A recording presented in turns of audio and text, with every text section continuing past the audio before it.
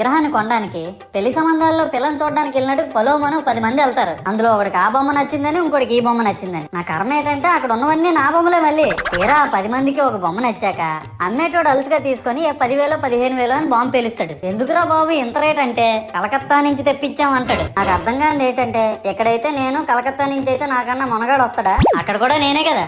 ఇలా నన్ను బజార్లో పెట్టి బేరం ఆడి నా మొహానికి ముసుగేసి వ్యాన్ ఎక్కిస్తారు. ఆ వ్యాన్ డ్రైవర్ గాడు నేను ఉన్నానని కూడా చూడకుండా ఏదో ఆలోచించుకుంటా డ్రైవ్ చేస్తా గతకల్లో గబ్బి గుబ్బి అని తించేసి నా కాల్లో చెయ్యి ఎరగొట్టేస్తాడు. ఈ విషయం చందాలు ఇచ్చిన చిన్నోళ్ళకి తెలిస్తే మళ్ళీ ఇరిగిపోయిన బొమ్మ పెట్టకూడదని ఏ బొమ్మ రాసి కవర్ చేసేస్తాడు. సరేలే జరిగిందేదో జరిగింది, నా భక్తులే కదా కూల్ బ్రో అని చిల్లయ్యే లోపు నన్ను పందిర్లో పెట్టి ముసుగు తీసి నాకన్నా పొడుగున్నే సౌండ్ బాక్సులు 2 నా చెవులు పక్కన పెట్టి డీజే గణేష్ బ్రో అని చెప్పి నా పాటలను కూనీ చేస్తారు. సరేలే పిల్లలు కదా ఇప్పుడు కాకపోతే ఎప్పుడు ఎంజాయ్ చేస్తారు, కాసేపట్లో పూజ స్టార్ట్ చేస్తారని వెయిట్ చేస్తా ఉంటే ఆ 5 రూపాయల వ్రతకల్పన బుక్ చూస్తే అది ఎక్కడ లేని కోపం వస్తుంది.